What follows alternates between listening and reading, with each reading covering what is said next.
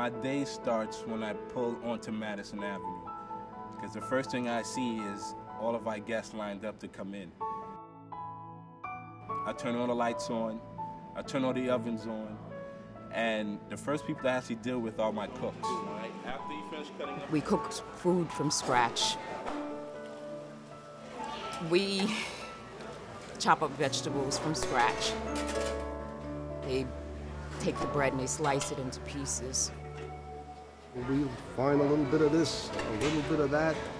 Before you know it, we have a soup, we have a part of a meal.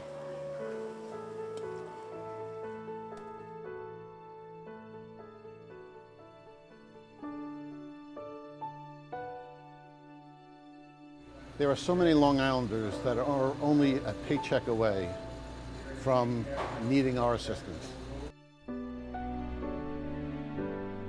People that we serve in the inn could literally be our next door neighbors, live in our towns, go to school with our children. People do not know that this exists on Long Island. Hunger is here on Long Island. Homelessness is here right around in your own neighborhood.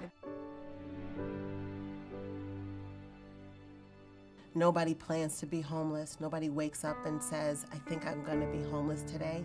Something has happened in their life that pushes them into poverty. 3 out of every 10 people go to sleep hungry at night.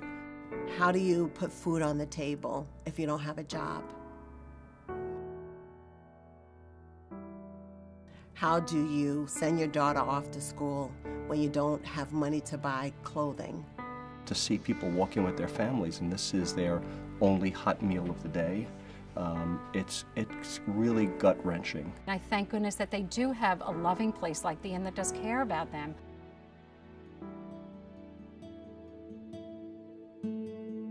The inn was founded in 1983 by Mike Moran and Pat O'Connor and a small group of concerned volunteers who opened the first soup kitchen in Nassau County after they woke up to the reality that there were hungry and homeless people here on Long Island.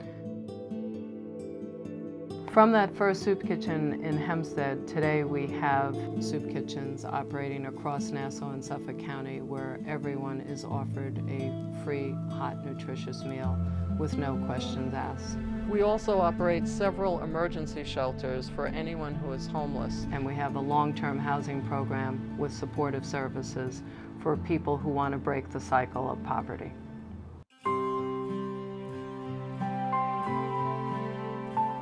People think about a soup kitchen, you think you're just coming for a meal. We also have a clothing boutique here.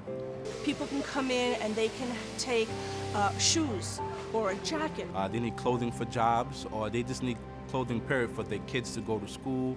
We have counseling service, we have housing referrals, education referrals, employment referrals. You can also get a nice shower if you'd like a shower. We provide all of our guests with access to a 5-pound bag of groceries from our Guest Choice Pantry. Like during Thanksgiving, we give out turkeys. What's so interesting about the inn is everyone does think of it in regard to, you know, the soup kitchens, but there are so many, there's about a dozen or more long-term housing and shelters. Today, the inn operates 3 emergency shelters. 2 are for families and 1 is for single men who would otherwise be living on the street. It's so nice to let these people live in a place where they have beautiful living rooms and, you know, their own bunk beds or beds. And, you know, some of the shelters for families, they have their own room. When they walk in, it's almost as if they want to make sure they're in the right place because they can't believe they're walking into a regular house. Seeing children playing with their toys, this is literally their home. So the word homeless or the word shelter really disappears. You know, they eat as families, which is, it's just so nice that they maintain that dignity that people deserve, everyone deserves.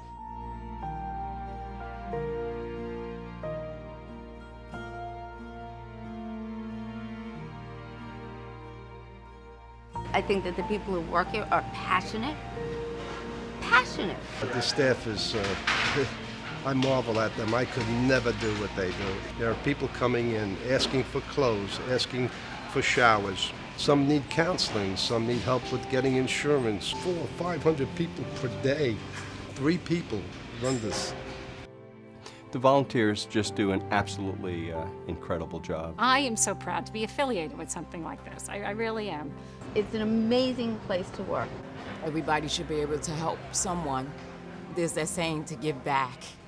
And to give back is a wonderful thing. You feel it in your heart and your soul. There was a time when I was actually hungry.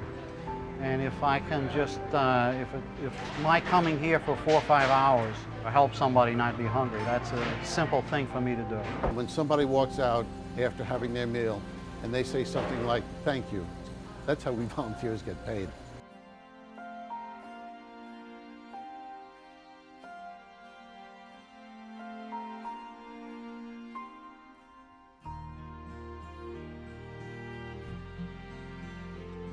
Every donation goes back to the guests. Every dime that they get goes to these people. Every dime they get. They don't waste. They're extremely professional. I think what makes the Inn unique is that it's a local charity that contributes to women, to men, to children, and they're our neighbors. I mean, it's very simple. All people have to do is to help us so we can help others. Whether it's contributing food, money, time, we need them for the Inn here to survive. When a corporation decides that they can help at the Inn, there's many ways they can become involved. Food drives, clothing drives, fundraisers, which many of them have done. But they also, some of them take a very big step of allowing their staff to come down and actually volunteer in the soup kitchen during their business hours. And that is a life-changing experience for many of the volunteers. We have a group of people that want to come back year after year. We bus them here. We get pizza for everybody.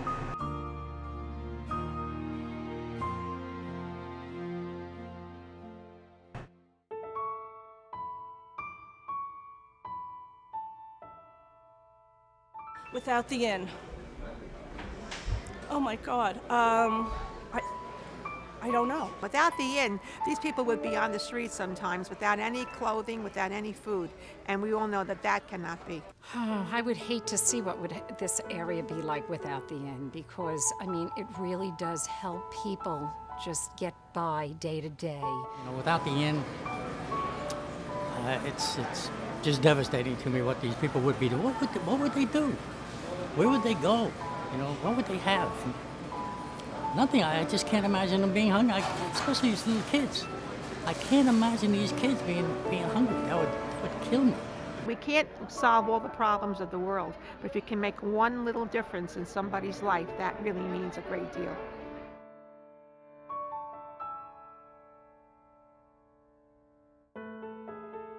It was Thanksgiving time, and we were giving out turkeys.